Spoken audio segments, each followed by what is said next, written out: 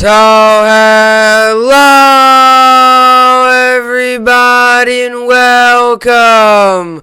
Yes, welcome back here at BSN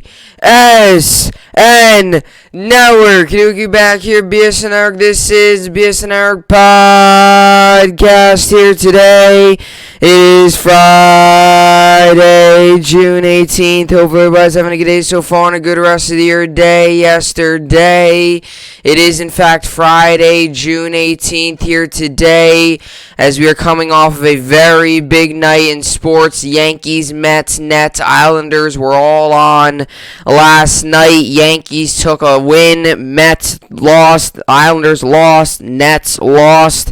So, all in all, for New York sports, was not a very successful night, but the New York Yankees did obviously, in fact, get the win as they won last night's game by a score of 8-4 as they complete the three-game sweep against the Toronto Blue Jays. And, now we head into a weekend series against the Oakland A's here, a three-game set weekend series here, where there's a big opportunity for the Yankees to get some more wins, and that's big, and that's starting tonight. And obviously, Tyone's on tonight, and I don't feel very good about that. I don't feel very confident about that. But you got to hope that he comes out and he's playing better. You got to hope that he at least has one good start here because he needs to get things going if we want this team to really be in the winning ways. But I'm very glad the Yankees got the win. I'm very happy about it. It was a very good win. 8-4, right? And Judge, obviously, there are a couple really big plays. Judge robbed the 2-run home run. Stan hit a 2-run, or Judge robbed a home run. Stan hit a 2-run home run. There was a triple play, a very awkward triple play. It wasn't like your normal third to second to first. It was very awkward, but there was a triple play nonetheless. And obviously, Stan with a 2-run home run. Judge robbing a home run. So a lot went on last night, but at the end of the day, we got the 8-4 victory and we swept the Toronto Blue Jays. And I said on Monday, coming out of that Philly series, I said if the Yankees lose 2 or 3 of these games, if we get swept by the Blue Jays, you gotta start to imagine like we gotta make some changes. Whether that's with the roster, whether that's doing something to the front office, you're going to have to make changes. Because we went into that series, one game above 500, 33-32. We're coming out of it 36-32.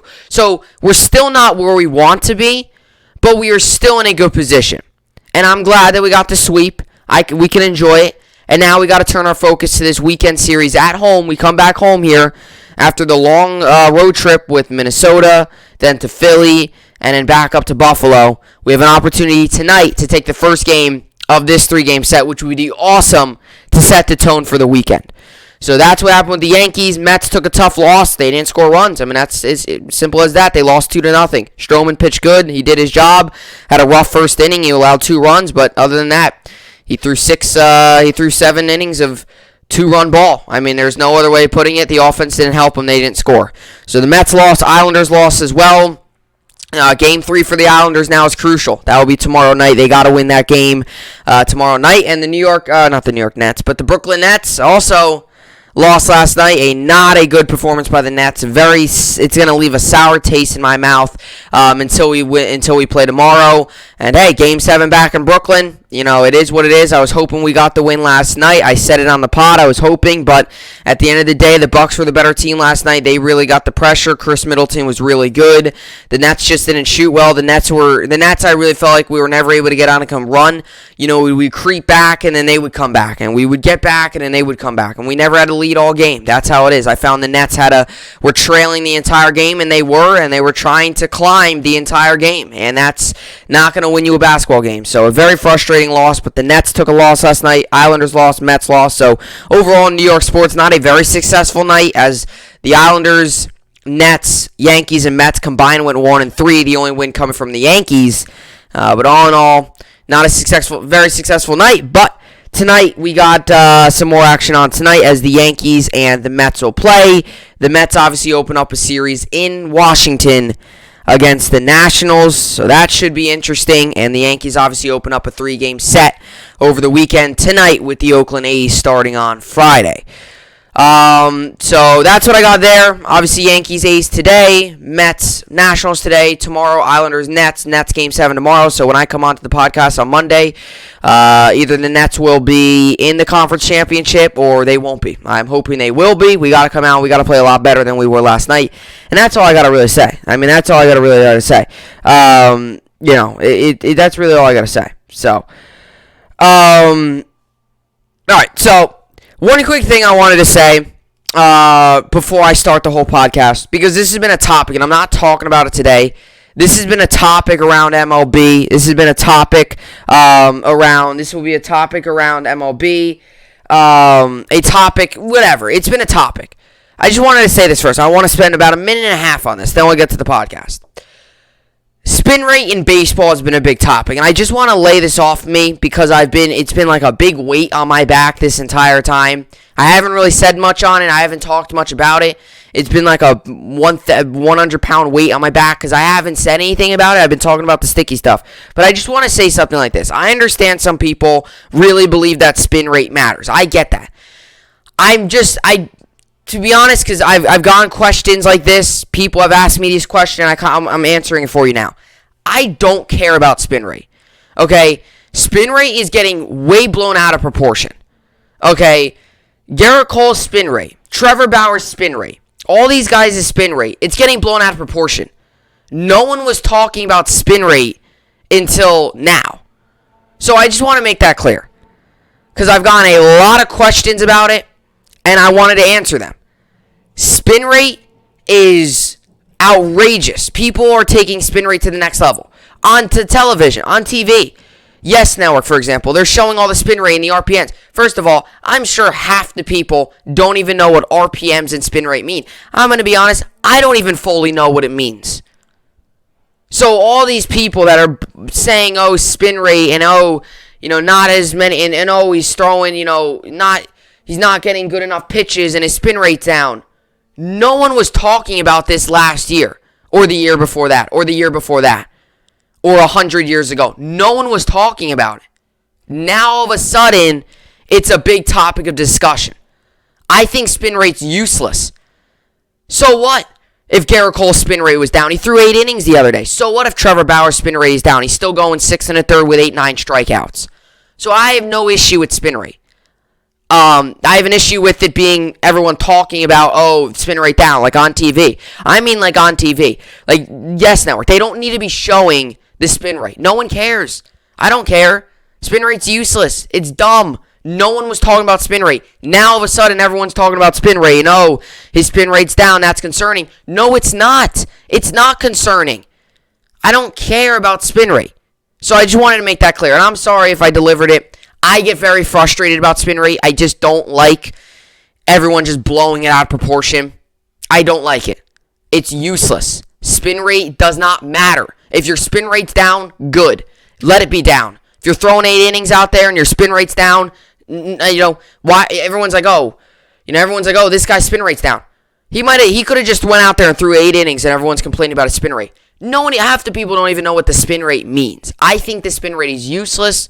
And it's just getting blown out of proportion. So I just wanted to say that first because I've gotten a lot of questions on it. And instead of, answering back or, I just wanted to take it to the podcast and say it on here because this is obviously where we could all have, where I talk sports. So that's what I just wanted to say. I just wanted to get that off because I'm not talking about that today. There's some other topics to get to. With that being said, let's get to the topic. So Kemba Walker got traded. The big news today for the Boston Celtics was Kemba Walker got traded. The Celtics have sent Kemba Walker to the Oklahoma City Thunder, and obviously Kemba Walker was with the Celtics, and he was kind of, a relatively, big name throughout the league, went from the Hornets, actually the Bobcats, who then turned into the Hornets, and now he was on the Celtics, and now he's on OKC, so, he's only been on 3 teams in his career, but the Celtics have decided to trade him, and it's a big move, because it's Brad Stevens, I guess, and, the GM and their kind of front office is, his first, big move as the president of basketball operations. I'll get into kind of the trade, and I also wanted to talk about OKC because they got a whole lot of draft picks coming up next. Then I wanted to get into Morgan Moses and the Jets in the NFL. Morgan Moses, the Jets are very close to a multi-year deal for the offensive tackle. This would be a very big move for the New York Jets. Assuming if we get him, he would be an automatic upgrade at right tackle. It would then be Becton, AVT, McGovern, and then Morgan Moses, and you're really looking at an offensive line now that's like actually coming together. So the Jets and Joe Douglas continue to build depth. The Jets and Joe Douglas continue to try and build depth, and they continue to try to go out there and get some solid offensive linemen. So Morgan Moses, who has been a staple, has started every game since 2015 with Washington, obviously is no longer with Washington as a free agent, and the Jets are going out there and looking to get him. They're close to a deal. Wanted to get into that. Then I wanted to finish off the podcast with the New York sports update. Yankees, Jets, Jets in this next part of it. Yankees, Mets, both on today. Islanders, Nets over the weekend, and Yankees and Mets throughout the weekend. So a lot of sports to get to heading into the weekend, and obviously finish off the podcast for the week with a podcast today, and you head into the weekend full of sports. So I just want to say that about spin rate. Sorry, I had to get off that of my chest, and I didn't want to talk about it on a topic because there's so much other stuff to talk about. Spin rate's useless, okay? No one was talking about spin rate. A guy could go out there and throw 9 innings of one-hit ball, and people are really going to complain that a guy's spin rate and strikeouts and he's are down now. Like, no, okay? Actually, sometimes having your strikeouts and spin rate down and pitching to contact is better because guess what? You can go deeper into games because your pitch count is even, right? Your pitch count is more even. It's not like you got 70 pitches through 4 innings because you're throwing 5-6 pitches at bat to a guy that's striking out. So you got to find a medium. Some people will complain that, oh, this guy's not going long enough. Then he'll go long enough and the spin rate's a problem. You got to find a medium. Spin rate, I think, is useless. It's getting blown out of proportion. And a lot of people, they don't even know what it means. And they're just, even on Yes Network, like, even them, like, they're just blowing it out of proportion. Like, no. Just the spin rate is dumb. So, I just wanted to say that. With all that being said, this is the BSN podcast, and let's get right into it. So, Kemba Walker draft picks traded to Thunder. Celtics get Al Horford, and more. So this is big. I mean, this is a big trade, obviously, today. The NBA, obviously, is still in the playoffs. We got 2 games on today. The Philadelphia 76ers versus Atlanta Hawks. That comes on at 7:30 p.m. Eastern Time. Hawks currently lead that series 3-2.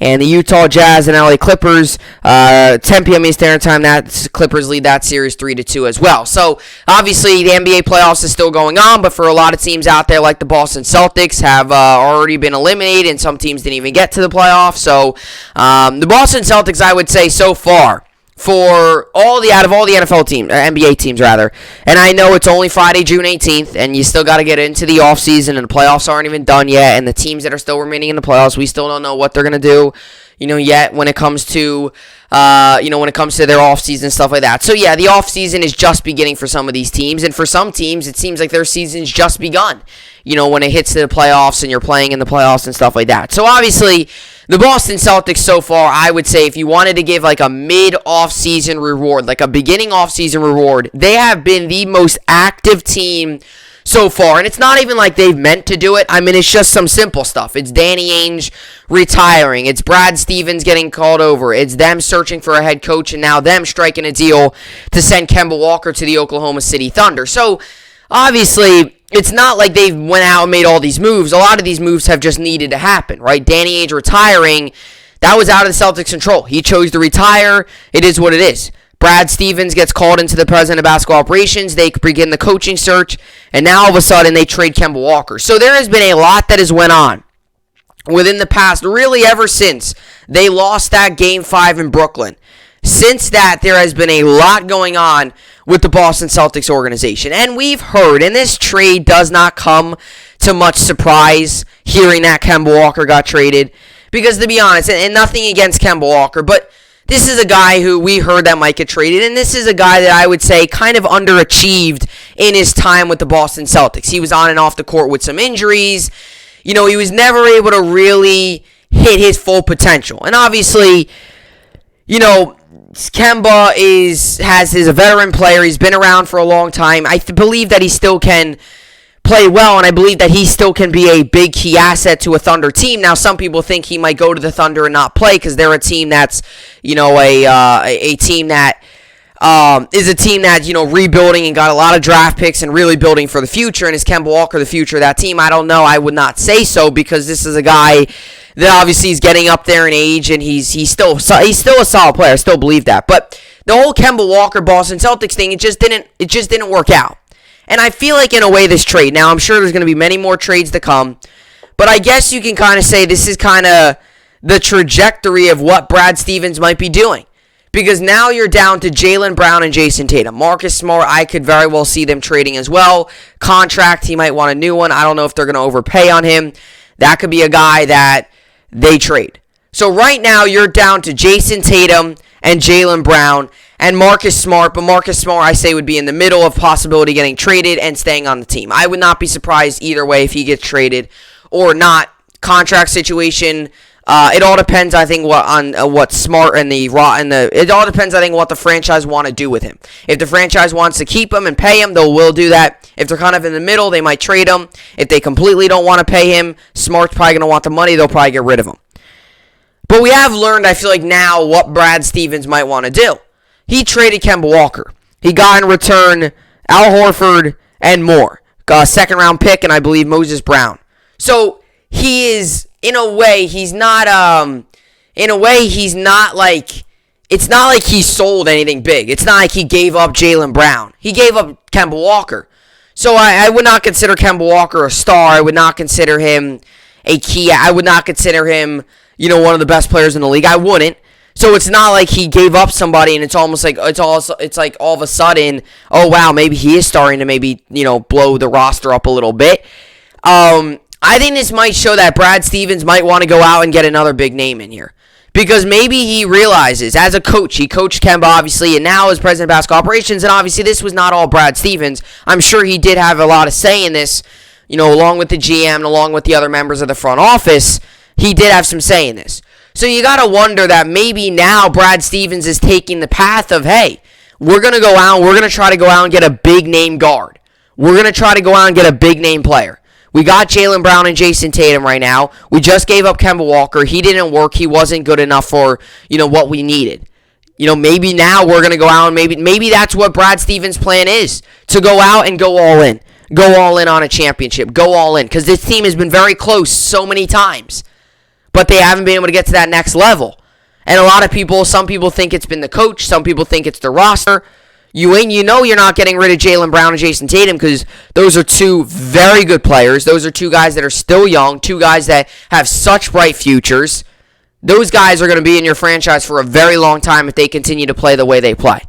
So I think this trade might show that Brad Stevens might be in the running for a big-name point guard. I'm not saying he's going to go after Damian Lillard or someone like that, but he might be going after and making a sneaky move. He might go out there and get someone that might surprise us all. Even if it's not a guard, it might just be another big-name player. Because obviously he realized this whole Kemba combo did not work. He might go out and spend a whole lot of money for a big-name guy and kind of consider the team a championship or bust. He might go all in. Because this team's been so close, it's almost like this might be their final little push. Just go all in and see what happens. That might be what his plan is. Now, maybe he did just get rid of Kemba Walker because he just did not work with them. That could also be an option. Kemba Walker obviously just never didn't. He didn't work. Obviously, after Kyrie Irving, he came in. Celtics fans, really brought him in with open arms. It was like, everyone was so refreshed. Kyrie left and everyone was angry, and Kemba came in, and Kemba kind of was like, you know what, I'll get things straight over here. And he came in, and the fans really started to, gather around him. But this season, it just seemed like it was a really tough year for Kemba Walker and the Celtics in general. Kemba Walker missed mostly over half the year, obviously with a knee injury, and then he came on, and he missed some of the playoff games. So he was just never really able to stay healthy and stay consistent on the court and be able to produce at what the Celtics wanted him to do. And again, he's getting a little bit older. The Celtics roster is still relatively young, so you might want to go out there and maybe that's what Brad Stevens' plan is doing. Go out and get more youth. Al Horford and guys like that, they're not really youth, but, he gave up Kemba Walker, and he's getting back Al Horford and guys like that. And, they did give up a lot. And that's the one issue with the Celtics here. They gave up a lot to the Thunder. A lot. And the Thunder have a whole lot of picks. So, I see this with Kemba as it just didn't work out. He never exceeded their expectation. He had a couple. He had flashes. He had a couple really good moments with the Celtics. He just was never able to fully put it together, especially in the postseason, and never lived up to what the Celtics fans wanted him to be, and also I think what the Celtics fans expected. Because when he went to the Boston Celtics, after Kyrie obviously left, and there was so many tempers there. Kyrie leaving, and the Celtics fans were so furiated. I think the Celtics fans, once they realized that, they got a new guard in Kemba Walker, and he came in, and it was almost like he was a completely, new face. He was I think Celtics fans were almost like, wow, yeah, we got Kemba, forget about Kyrie. And I feel like, in a way, that's why they got overconfident with it. But I'll tell you what, this is a big move for Brad Stevens, his first move. And how is he going to be in a role with the Thunder? I'm not sure. For a team that's full of youth, is Kemba going to get more of a mentor role? Is he going to get more of an everyday role? What is he going to get? That's a big question. We'll find out. And like I said, I think, too, part of it is some of the injuries. He's had some injuries this season, most recently. Obviously with the injury to, the knee, and he missed a lot of time. And then in the playoffs, he missed 2 or 3 games from the Nets series. So it just didn't work out. It just did not work out, but it's been a very active offseason for the Celtics. And it'll be interesting to see how the Celtics respond. Because I believe the Celtics are going to have a lot more to do this offseason. They still got to hire a coach. They still got to see whatever moves they make. Got to figure out what you're going to do with Smart and whatever else. It's a very active offseason. It's just beginning. And this is a big trade to start it off. So Kemba Walker, draft picks traded to Thunder. Celtics get Al Horford and more. This offseason of change for the Boston Celtics continued Friday with Kemba Walker being traded to the Oklahoma City Thunder. The Celtics will receive Al Horford, Moses Brown, and a second-round draft pick in 2023 from the Thunder in exchange for the 4-time All-Star and number 16 overall pick in the 2021 NBA Draft. The number 16 overall pick in the 2020 NBA Draft, and a number 25 and a 2025 second-round pick. ESPN's Adrian Wojnarowski reported the deal, also noting the Celtics received some financial flexibility. Boston gets financial flexibility, moving off the $73 million owed Walker with the return of Horford. OKC has 3 first-round picks in July now. Thunder can work with Walker on what's next for him, as they did with CP3, Melo, and Horford. It seemed like Boston and Walker were heading for a split after spending the past 2 seasons together. Bleacher Report's Farbad Insanhari reported June 9th that the two sides were likely to move forward from their relationship this offseason in a mutual agreement between the parties. Walker joined the Celtics in July 2019 as a part of a sign-and-trade deal with the Charlotte Hornets. The marriage started out well. Walker was named to the All-Star team after averaging 21.8 points per game on 38.8% three-point shooting and 5 assists per game in 46 starts during the season's first half. Injuries took a toll on Walker down the stretch during the 2019-2020 season and continued to linger last season. He shot just 31% from 3 during the 2020 postseason. After undergoing stem cell therapy on his injured knee during the offseason, Walker missed the first 11 games of the 2020-2021 campaign. The 31-year-old was able to put together a decent statistical season, 19.3 points per game on 36% three-point shooting, but it was a step down from his best years last year. Boston's roster was decimated by injuries during the season, resulting in a 36-36 record in the regular season and a 5-game loss to the Brooklyn Nets in the first round of the playoffs. The Celtics' postseason loss led to an organizational restructuring. Brad Stevens moved into a role of president of basketball operations after Danny Ainge retired. They're still searching for a new head coach. Losing Walker does leave Boston with a significant void to fill at point guard, but the roster isn't in dire straits. Jaylen Brown and Jason Tatum are 2 of the best young stars in the NBA. Marcus Smart is an excellent defensive player. Like I said, he is, but he could maybe get moved depending on how his contract is. Horford knows the Celtics well, having spent 3 seasons with the organization from 2016 to 2019. He was a key player for their runs to the Eastern Conference Finals in 2017 and 2018. The five-time All-Star averaged 13.5 points on 49.8% shooting, 7 rebounds, and 4.6 assists per game in 208 starts with the Celtics. The Thunder acquired Horford from the Philadelphia 76ers to the start of the season. He appeared in 28 games for the team before being shut down in May.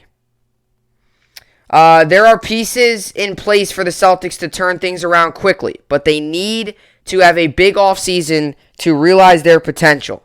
Given where Oklahoma City is at right now, having gone all the way in on rebuilding and acquiring draft picks, it seems doubtful that Walker will play much, if at all, for the team.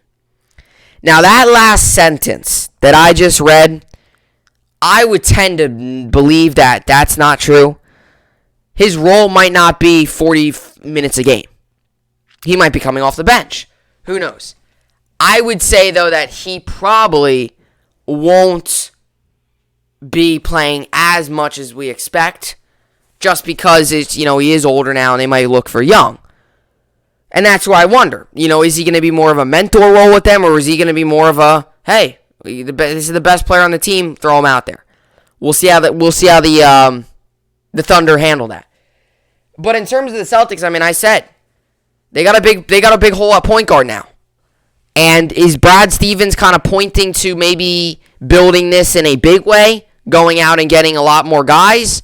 Or does he mean maybe building this in a little bit of a slower way? And these are all questions that will come, throughout the offseason. And I believe that they might be going in a way of maybe a little bit of a win-now approach. Because this team's got a lot of talent. They just need to put it all together. And getting one piece could really string things together.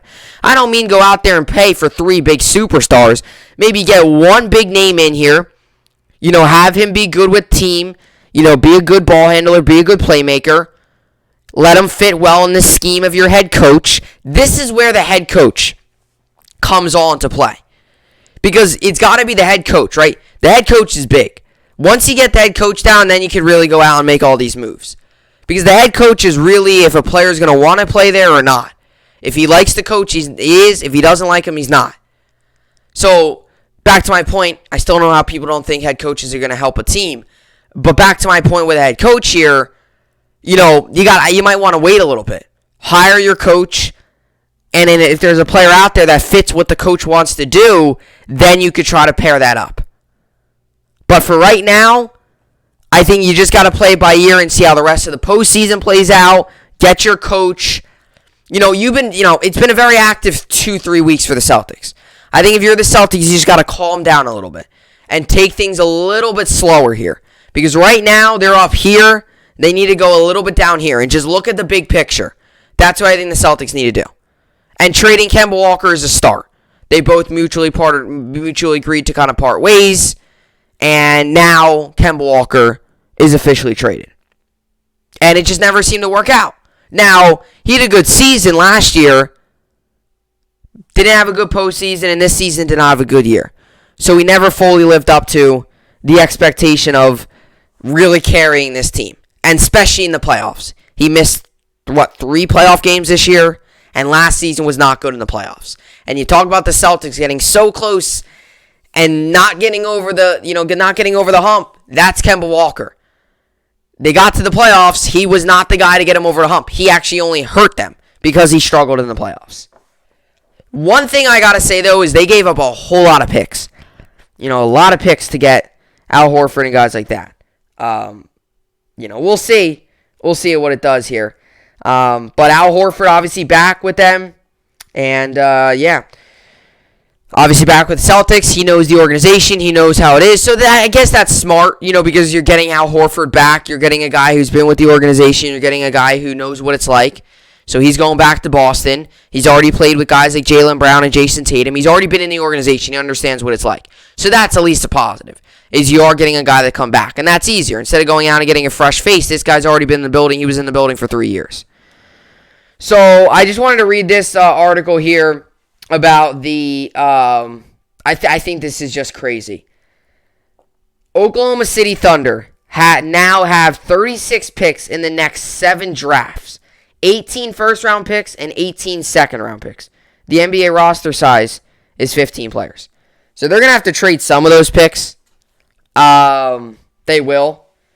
But this is their update. So this is it. So after the Kemba Walker trade, Oklahoma City's projected to pick at number 4 overall, number 16 overall, number 18 overall, number 35 overall, number 36 overall, and number 55 overall.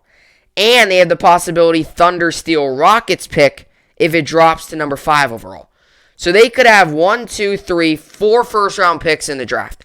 Up to 4. At least they have at least 3. Up to 4. They have 6 picks this draft with the possibility of having 7 picks.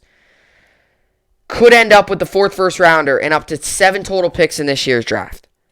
So this is their updated depth chart, the Celtics. They now have Marcus Smart, Payne Pritchard, and Tremont Waters at point guard, which you're probably going to need an upgrade. Then at shooting guard, Evan Fournier, eligible for unrestricted free agency, and Romeo Langford. Then small forward, Jaylen Brown and Aaron Naismith. Power forward, Jason Tatum, Grant Williams, Semi Ajale, eligible for unrestricted free agency. Jabari Parker, team option for 2021-2022. And your centers are now Al Horford, Tristan Thompson, Robert Williams, Luke Cornett, eligible for unrestricted free agency, and Moses Brown. Now, the updated Thunder depth chart is Kemba Walker, Theo Maledon, and Ty Jerome. Shooting guard is Shai Gilgeous-Alexander, Svi Malahuk, eligible for restricted free agency. And then small forward is Luguentz Dort, Kenrich Williams, and Gabriel Deck. And then power forward is Darius Baisley, Alexei Pokusevski, Jalen Horard, eligible for restricted free agency. Josh Hall, eligible for restricted free agency. And then their centers are Isaiah Roby, Tony Bradley, who's also eligible for restricted free agency, and also Mike Muscala, who's eligible for just free agency. So, you look at that Thunder roster, you look at the Celtics roster. That's the rosters after these trades. And the Thunder, they have a bright future. You have a young stud in Shai Gilgeous-Alexander, who has played very well and has been a very good player. He's kind of the main guy there. And then you could have a possibility of 4 first-round picks and 7 picks this draft. And if not, you get 6 picks. So, if they get 4 first-round picks, I mean, that's just wild. If they get 4 first-round picks, that is wild. That's 4 first-round picks plus the 3 second-round picks. That's where you don't know, where does Kemba fall in place. Because let's just say they go draft a point guard. Like, let's just say the Thunder get, the 3rd overall pick. And somehow, I don't know, Cade Cunningham falls there.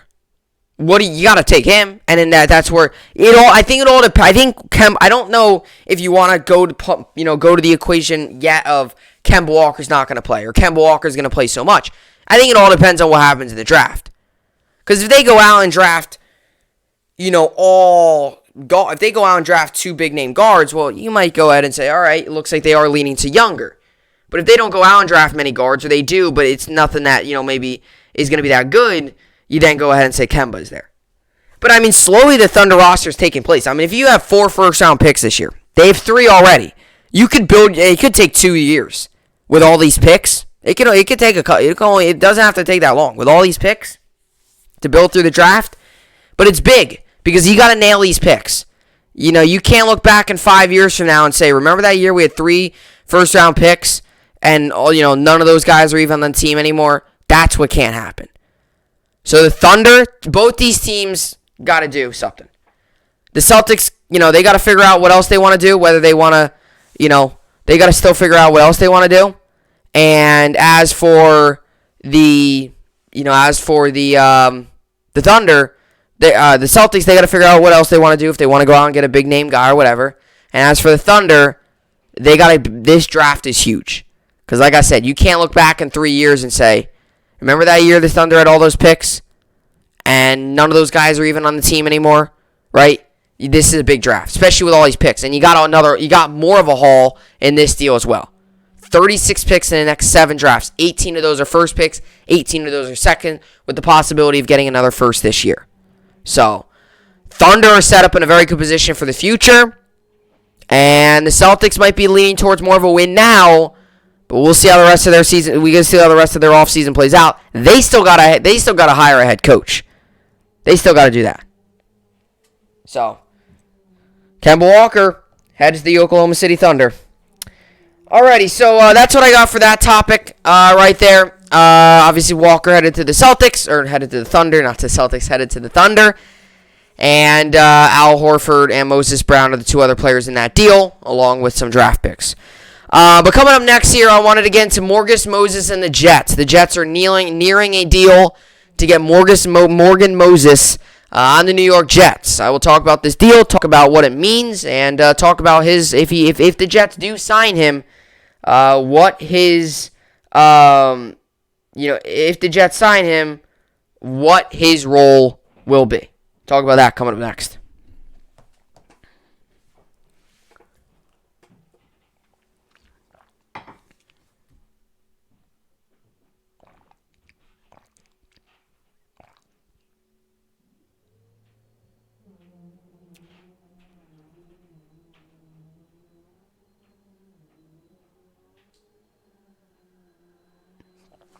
Alrighty. So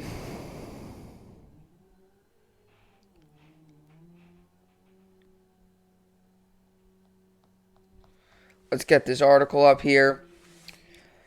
Alrighty. So obviously the New York Jets across the NFL, not just the Jets, but across the NFL are in a obviously mandatory minicamp is over. So next up is training camp, which will be in July. So that's still a little bit down the road here until obviously you get to training camp. But for right now, there's no practices going on. There's nothing like that. Mandatory minicamp is over.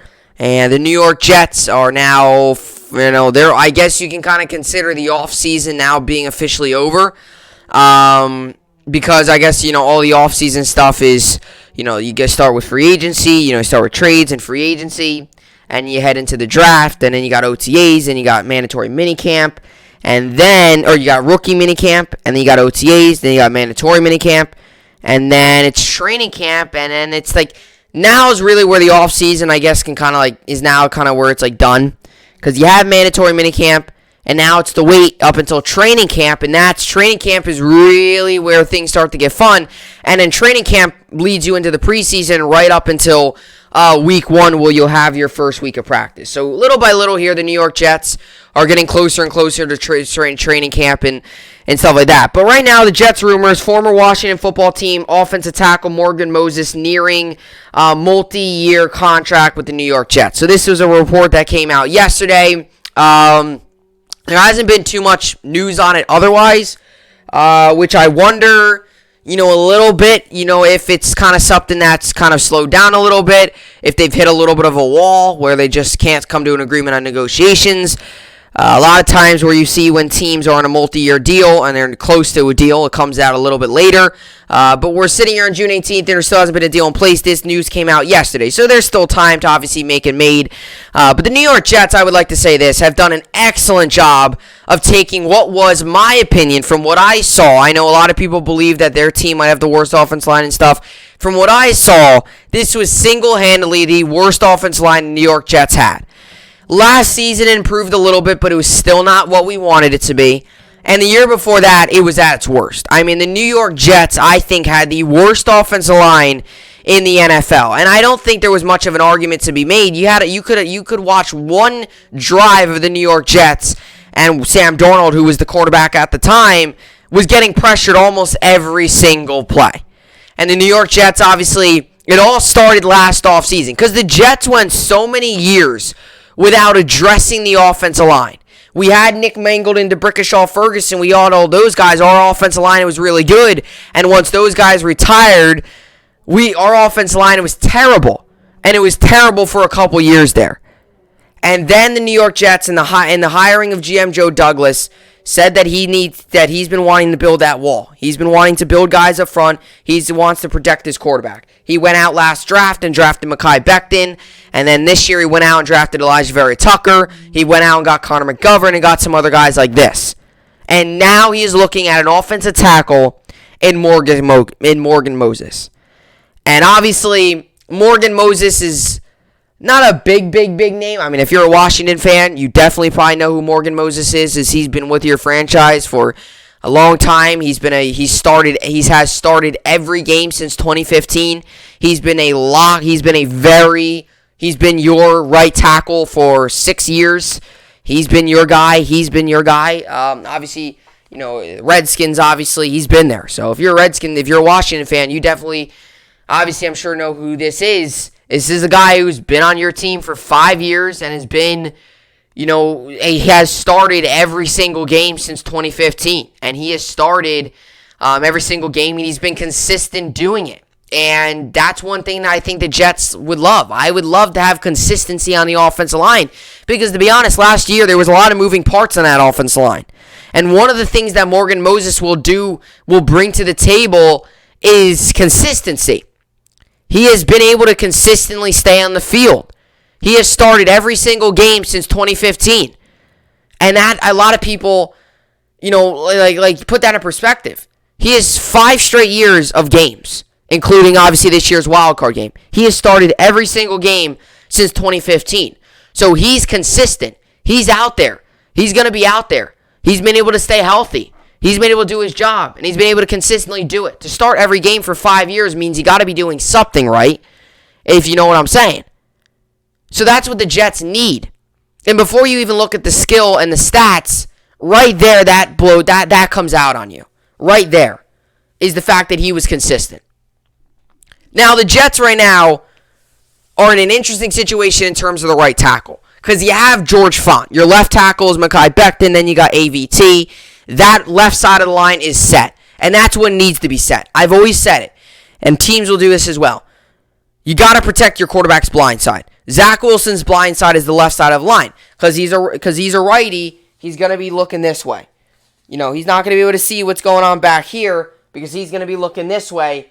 If he was a lefty, he would be looking this way, and you got to protect the right side. Wilson's obviously a righty, so he's going to be looking that way, so you got to protect his blind side. I've always said that you always got to protect the blind side as a quarterback, and that's what the New York Jets did with Elijah Vera-Tucker and Mekhi Becton.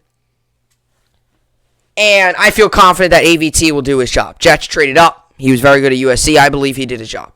He'll do fine. He's a rookie, but I believe he'll do fine. Now, as for the right side of the offense line, there's an interesting situation.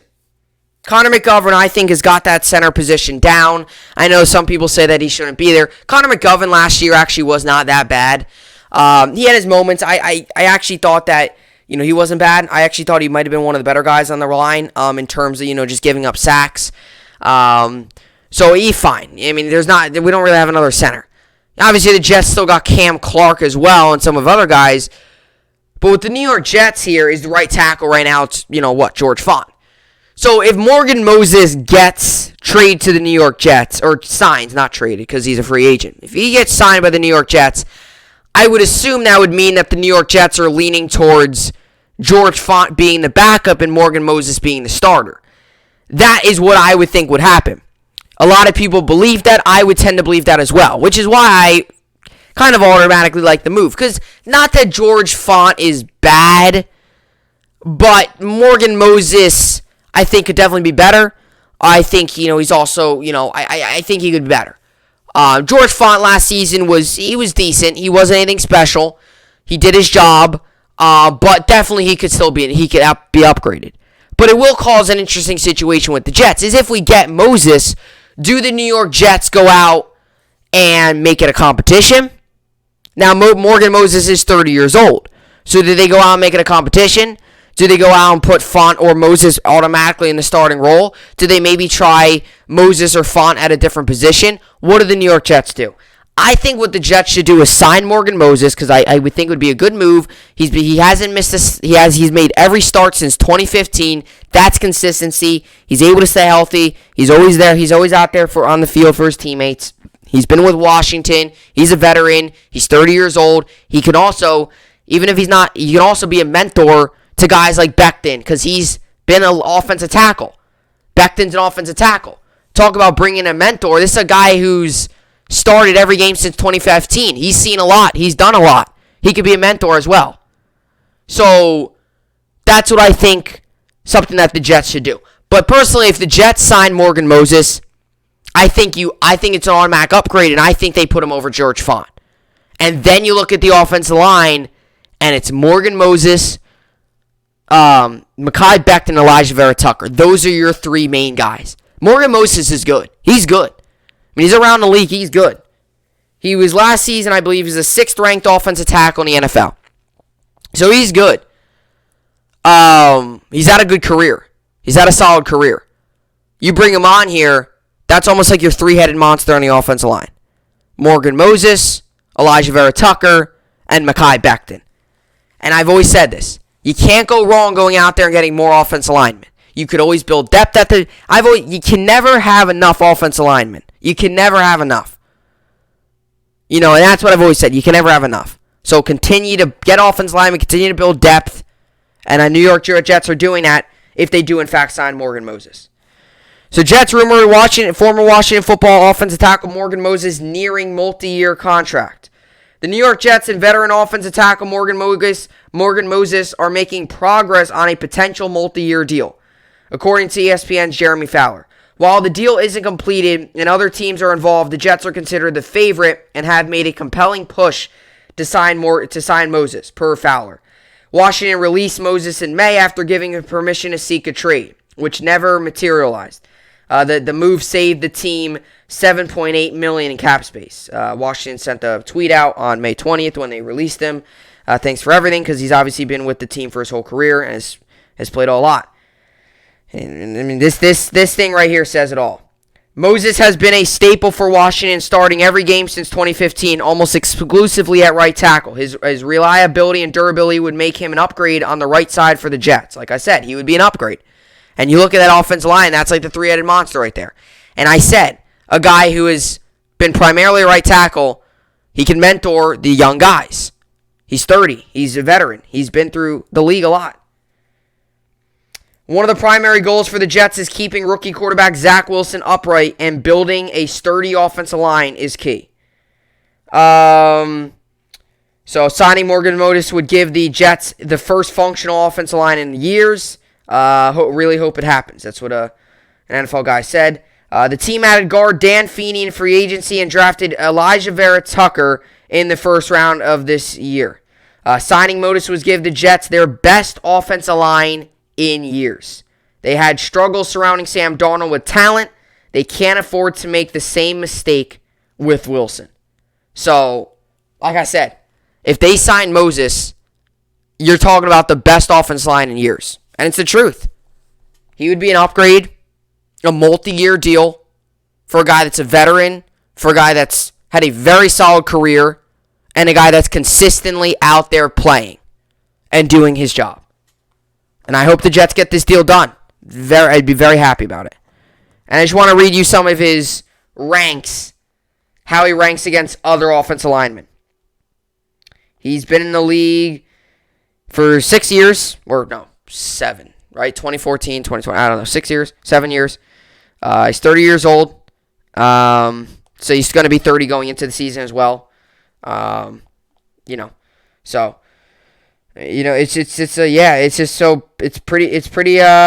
very exciting.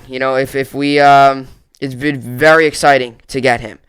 So I just want to head over here to his PFF grades, which is Pro Football Focus grades. So offensive snaps played 1,065, which was 10th in the league. He only took 6 penalties, which was tied for 13th, and he only allowed 5 sacks, which is also tied for 12th. So he's up there with some of the better ones.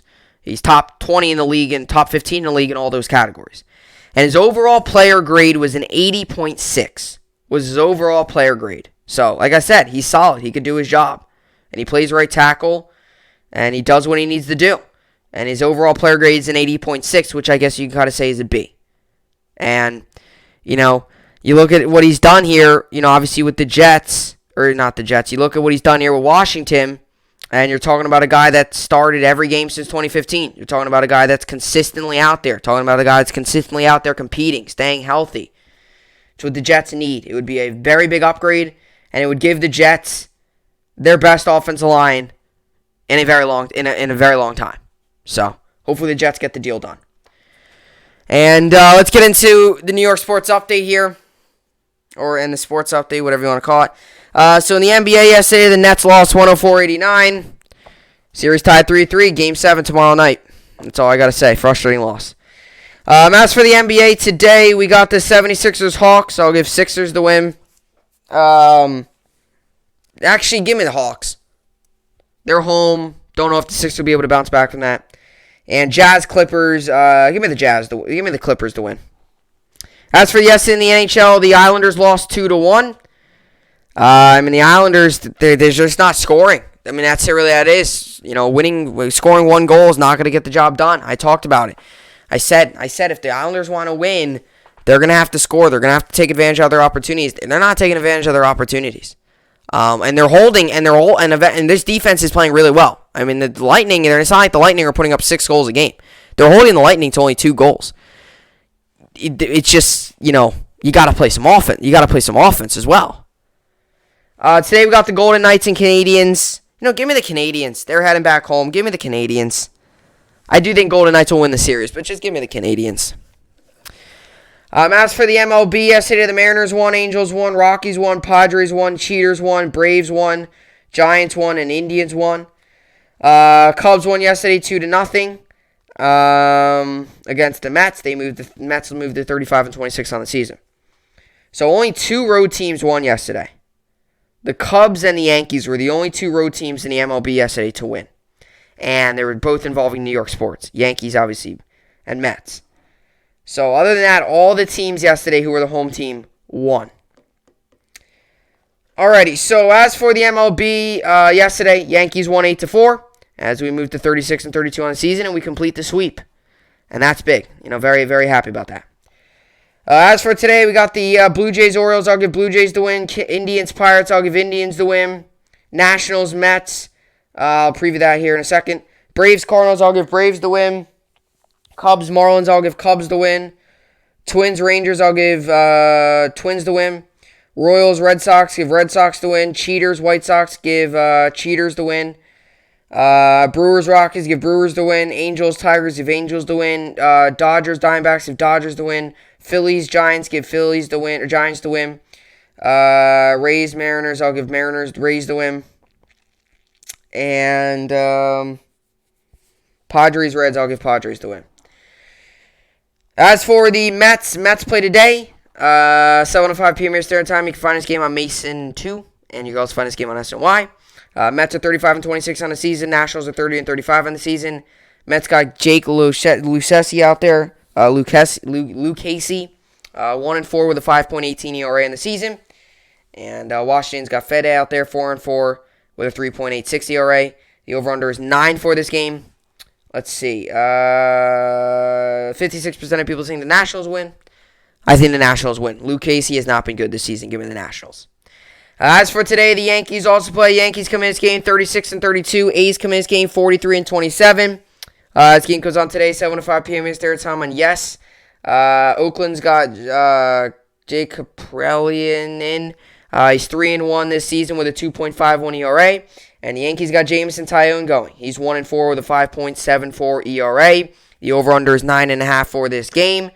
And 60% of people say the A's will win this game. Sadly, I don't think the Yankees win. Taillon has not been giving us good starts until he shows us otherwise. I don't trust him out there. As for fantasy baseball, I'm currently winning 201-188. And today I've got going Yadier Molina, Matt Olson, Josh Ross, Austin Riley, Marcus Semien, Carlos Correa, Jay Cronenworth, Christian Yelich, Austin Meadows, Dylan Carlson, Manuel Margot, Avisail Garcia, and J.P. Crawford. And I got Luis Garcia on the mound today. Injury update is as followed. So I made no roster moves yesterday, but Alex Bregman got placed on the 10-day IL. Bregman quadriceps was placed on the 10-day injured list Thursday. Jake Kaplan of the Athletic reports. And Josh Donaldson, who is day-to-day, Donaldson left Wednesday's game, blah, blah, blah. There's no new news on him. So Bregman's on the IL. Right now, my IL is all filled up. I have Bregman, Voit, and Segura. with Glasnow being on the 6th-day IL, I've thought about dropping him. I don't know if I want to, though, because he's been so good, and I know it's 60-day IL. I just don't know if it would be smart to get rid of him and then just hope that no one else picks him up. But with Voit, Segura, and Glasnow, Voigt's supposed to come back Tuesday. So I can wait, and then I'll put Bregman on there, and that would actually help me out because then I don't got to drop someone when Voit comes back. It's obvious. It's tough because it always happens. You always hit rough patches throughout the season where you always hit rough patches throughout the season. That's just the reality of it. And right now, it's one of those rough patches with injuries where, my team is just, getting some injuries. And, it's going to happen in sports, especially going to happen in baseball because a lot of these guys, it doesn't have to be that bad and they could get placed on the 10-day IL. I've always said that hockey, I noticed, was the least injuries. Because even if they get injured, they might only miss about one game, they'll be back out there. Or if they were injured, they'll be back out there. So, but anyway, that's what I got for the podcast here today. Hopefully you all enjoyed it. By the way, tomorrow night, Nets Bucks, I'll give the Nets the win. Although I don't know how my confidence level is because it's just going to be such a hard game, but might as well just give the Nets the win. I hope they win. It's just a very frustrating loss last night. Sitting there and watching that team, we had so many moments to take advantage, and we just couldn't. We were climbing the whole game, and we couldn't ever get over the hump. So, but yeah, that's what we'll do for the podcast for the week. As you all know, I take breaks on the weekends. So, everybody enjoy your weekend, and I will see you all back here on Monday. Hope you enjoyed it, and thanks for watching.